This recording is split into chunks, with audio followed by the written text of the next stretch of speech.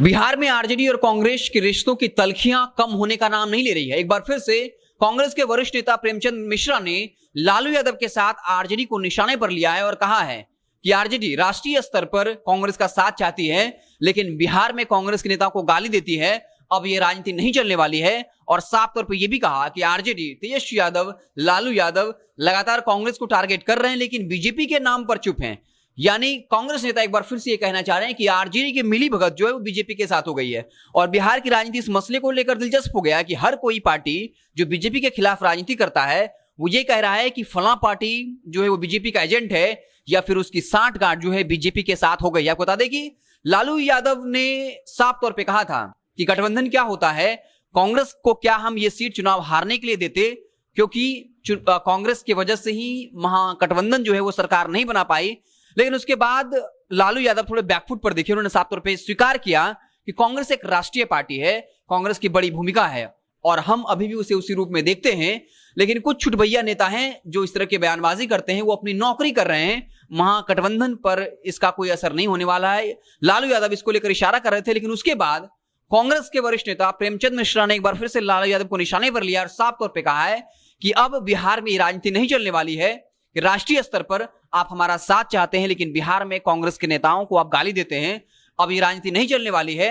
और सवाल यह भी उठाया कि आरजेडी आखिर बीजेपी पर हमला क्यों नहीं कर रही, सिर्फ कांग्रेस के नेताओं को निशाने पर क्यों ले रही है। तो बता दें कि लगातार बिहार की सियासत में आरजेडी और कांग्रेस के बीच जो है आर पार की लड़ाई छिड़ चुकी है। बाकायदा बिहार कांग्रेस के प्रभारी भक्तचरण दास ने साफ तौर पर कह दिया था कि बिहार में महागठबंधन टूट चुका है, अब सिर्फ इसका औपचारिक ऐलान होना बाकी है। यह भी कह दिया था कि 2024 का जो लोकसभा चुनाव होगा उसमें कांग्रेस सभी 40 सीटों पर अपने प्रत्याशी को उतारेगी। तो साफ तौर पे आप देख सकते हैं कि आरजेडी और कांग्रेस के आर पार की लड़ाई छिड़ चुकी है। और बार बार ये लग रहा था, जब तक राजा सुप्रीमो लालू यादव चुप थे, उधर से कांग्रेस आलाकमान सोनिया गांधी, राहुल गांधी चुप थे, तब लग रहा था कि भले ही उपचुनाव आरजेडी और कांग्रेस अलग अलग लड़ रही हो, लेकिन उपचुनाव के बाद दोनों पार्टी एक बार फिर से साथ आ जाएंगे। लेकिन जब खुद लालू यादव ने यह बात कह दी थी, गठबंधन क्या होता है, क्या हम कांग्रेस को यह सीट चुनाव हारने के लिए देते, उसके बाद लगने लगा कि वाकई में बिहार में आरजेडी और कांग्रेस के बीच जो है वो आर पार की लड़ाई छिड़ चुकी है। हालांकि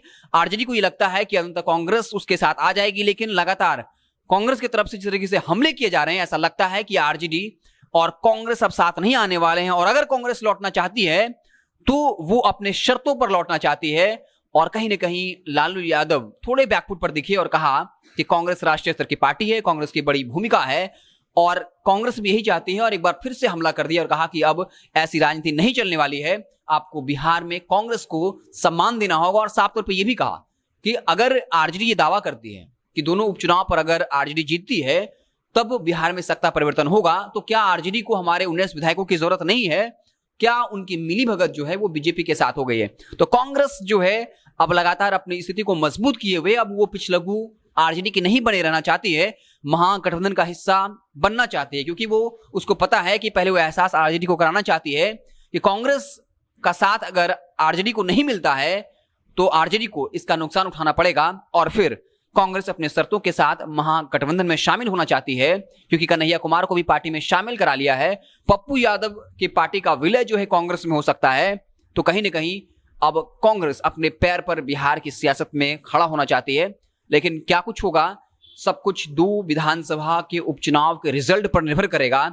इसलिए कांग्रेस भी अपनी पूरी ताकत झोंक चुकी है।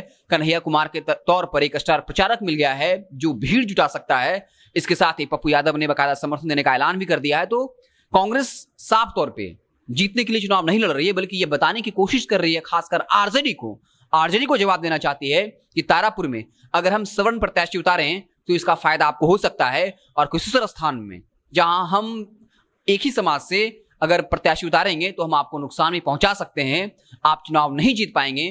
तो कांग्रेस साफ तौर पे आरजेडी को ये बताना चाहती है कि आखिर वो कितना महत्वपूर्ण है, और वो अब आरजेडी के शर्तों पे नहीं अपने शर्तों पर डील करना चाहती है। हालांकि ये सब कुछ दोनों विधानसभा के उपचुनाव के रिजल्ट पर निर्भर करेगा। अब देखना दिलचस्प होगा कि क्या कुछ परिणाम आते हैं। आप देखते रहें जनता जंक्शन, जैसे ही कुछ नया अपडेट आएगा तो हम उसे आपको इत्तला करेंगे। बहुत बहुत धन्यवाद।